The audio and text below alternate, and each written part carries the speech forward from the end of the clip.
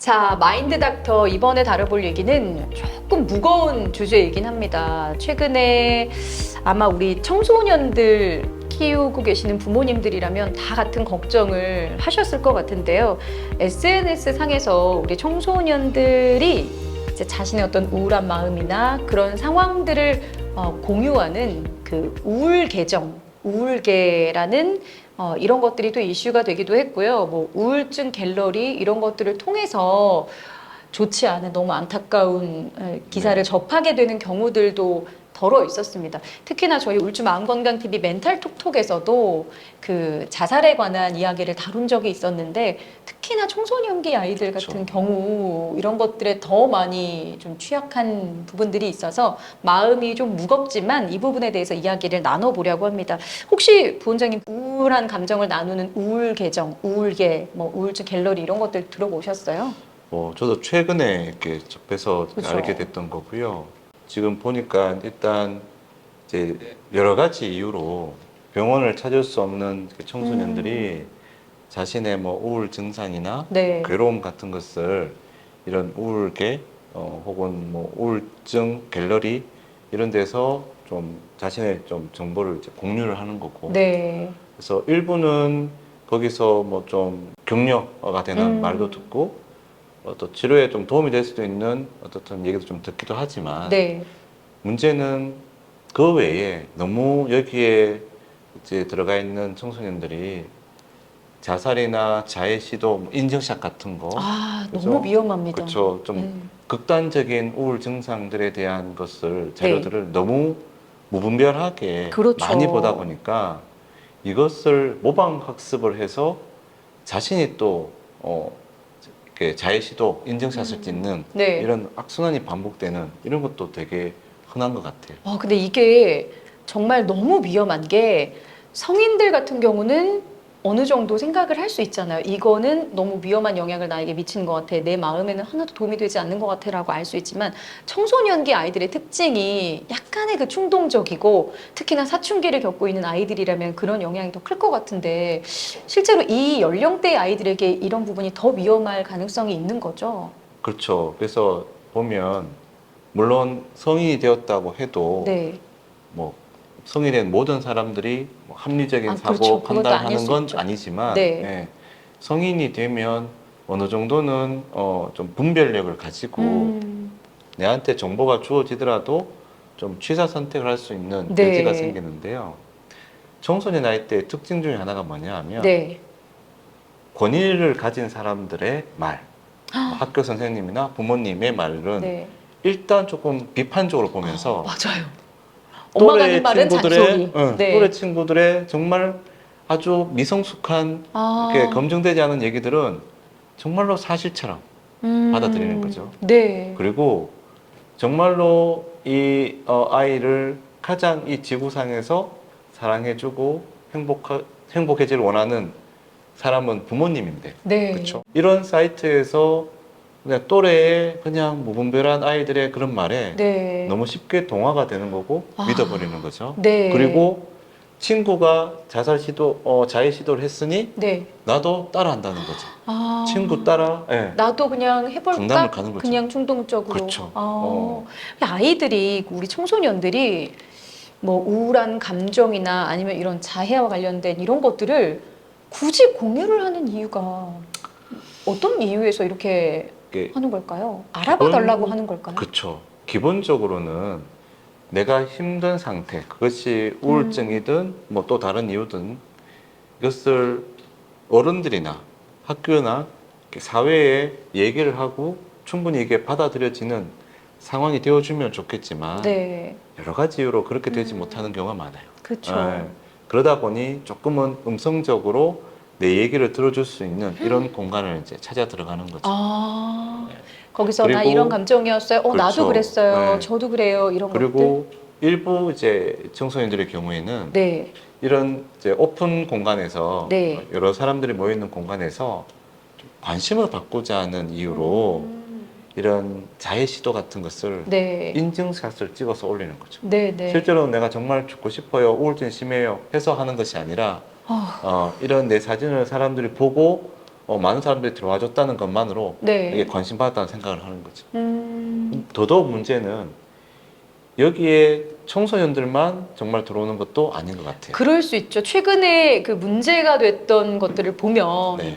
거기에 포함이 됐던 성인들이 네. 뭐 일부 힘들어하는 아이들을 유인을 하기도 그렇죠. 하고 더 네. 나쁘게 상황을 그렇죠. 만들기도 하고 그랬죠. 그 사람들이 처음에는 도움을 주는 척 하다가 네. 실제로는 그 사람들의 아주 사심, 잘못된 사악한 그 욕구를 만족시키는데 청소년들을 이용하기도 하는 거죠.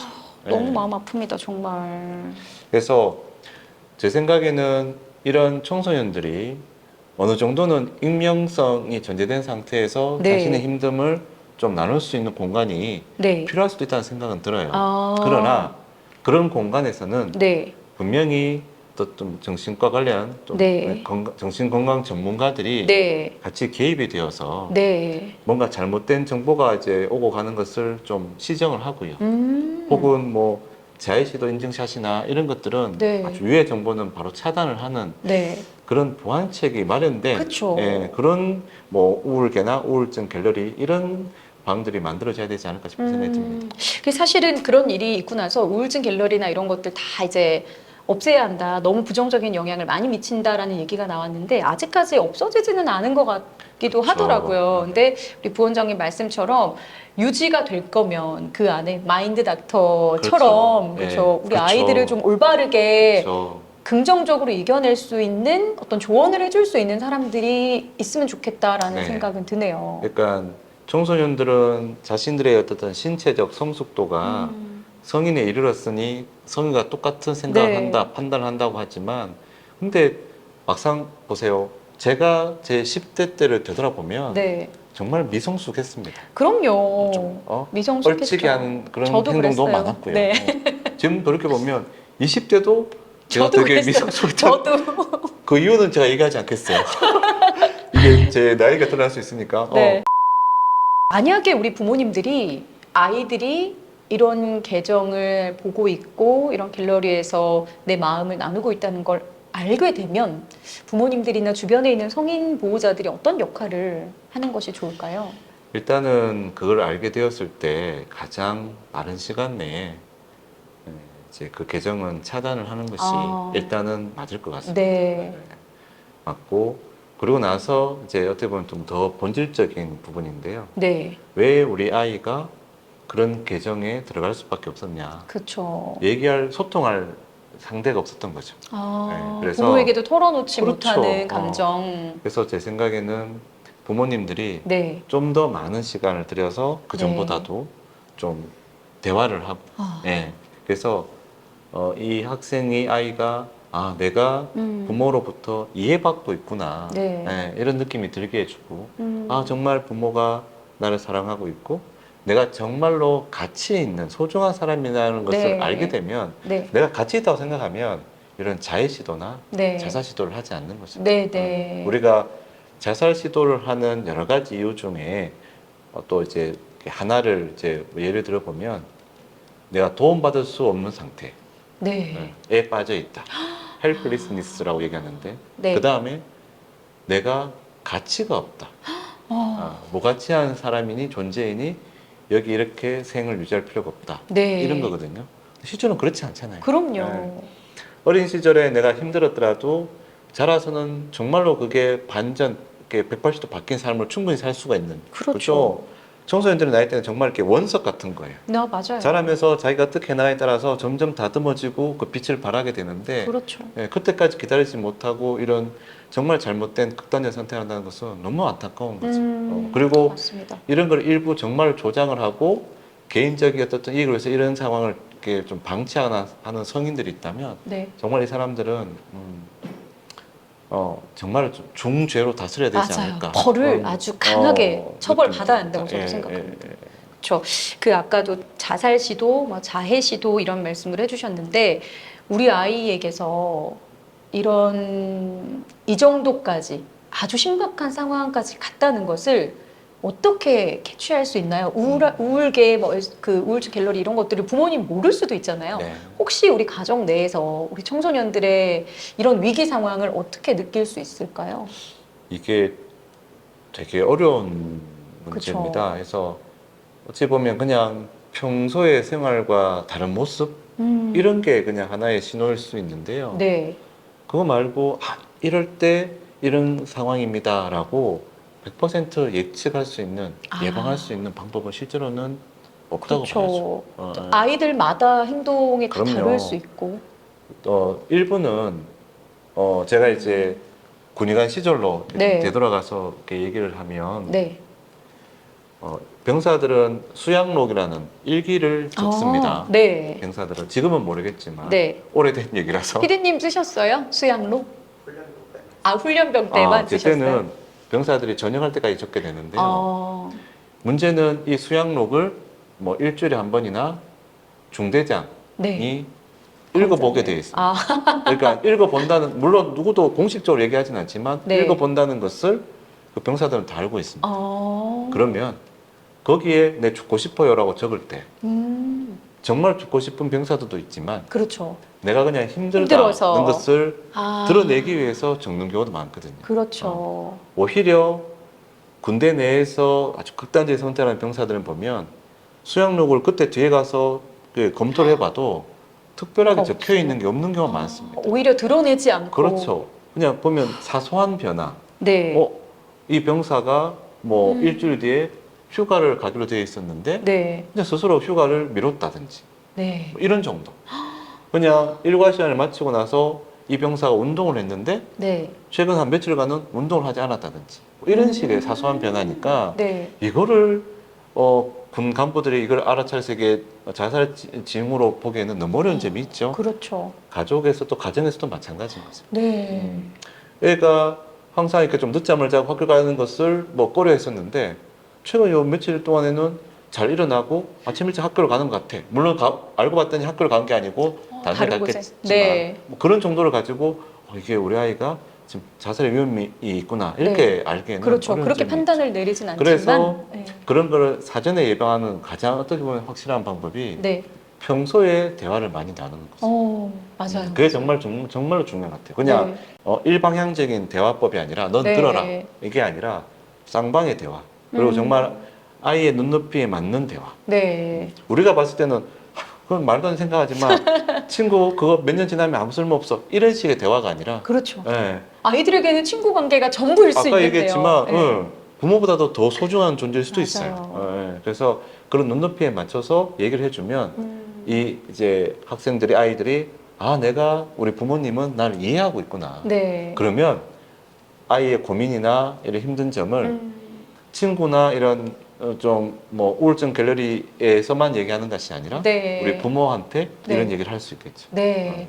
사실 한편으로는 굉장히 마음이 좀 아픈 게 우리 청소년기에 있는 아이들이 정말 많이 힘들고 가슴이 아픈 일이 있어도 그걸 주변에 있는 그 누군가한테 도움을 요청하지 못하고 털어놓지 못하고 혼자 그 작은 스마트폰 안에서 맞아요. 모르는 사람들과 대화를 하면서 공감을 얻고 그랬다는 게 참 마음이 아프긴 그렇죠. 해요. 그래서 우리 가정에서 또 주변에 있는 어른들이 좀 따뜻한 시선으로 아이들을 많이 바라봐주고 마음도 좀 많이 읽어주고 대화도 많이 하고 사소한 관심도 가져주는 게 중요하지 않을까라는 생각을 하고요.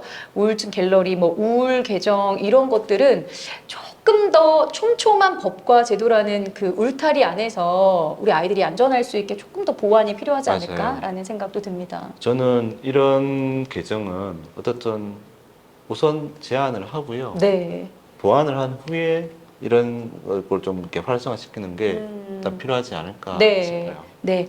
저는 오늘 마인드 닥터 특집으로 진행을 하면서 일 가정, 일 마인드 닥터가 꼭 필요하다. 라는 생각을 했어요. 왜 우리 주치의라는 막 얘기들을 맞아요. 하잖아요. 네. 근데 요즘은 현대사회에서는 성인들도 그렇고 아이들에게도 있어서도 마음 건강이 너무 중요한데 털어놓을 사람이 없으면 맞아요. 너무 힘들어지니까요. 모두가 우울증 마음건강 TV를 구독하면서 여러분들께 저희가 그런 어떤 희망의 한 줄기의 좀 빛 같은 존재가 됐으면 좋겠다라는 생각도 들고요. 이준혁 부원장님처럼 이런 마인드 닥터 분들이 좀 이렇게 더 자주 출연을 하셔서 많은 분들께 도움을 드릴 수 있었으면 좋겠습니다. 오늘 함께 하셨는데 어떠셨어요, 부원장님? 너무 이렇게 즐거운 딴 자리였던 것 같습니다. 주제는 뭐 꼭 무거웠어요. 즐겁지만은 네. 많은 내용일 수 있지만 그리고 제가 그러니까 정신과 의사로서 이렇게 살아오면서 항상 느끼는 좀 아쉬움이 저는 제 병원을 찾아오시는 분과 1대1로밖에는 얘기를 할 수가 없어요. 그렇죠. 그렇죠. 그래서 근데 이제 이런 게 여러 사람이 들을 수 있는 이제 기회가 제공이 되는 게 참 네. 좋은 게 제가 조금 도움이 되는 얘기들을 여러 사람한테 드릴 수 있고 그것이 정말로 조금이라도 도움이 된다면 굉장히 저한테는 큰 제가 정신과 의사로서의 어떤 삶의 큰 즐거움이 되는 것 같습니다. 누군가는 오늘 부원장님의 말씀을 듣고 희망을 얻었을 수도 있고요. 그래주면 너무 네, 고맙죠. 용기를 얻었을 수도 있어요. 많은 분들이 마음 건강하실 수 있도록 저희가 앞으로도 저희 역할을 톡톡히 하도록 하겠습니다. 자, 오늘 특집으로 진행된 마인드 닥터 총 3가지의 주제로 마더스 병원 이준혁 부원장님과 이야기 함께 나눴습니다. 저희는 다음 시간에 또 찾아뵐게요. 고맙습니다. 고맙습니다. 마음이 아플 땐 왜 참기만 해요. 고민하지 말고 상담 받으시죠. 정신건강 책임져줄 우리 쉼터 훌쭉은 정신건강복지센터.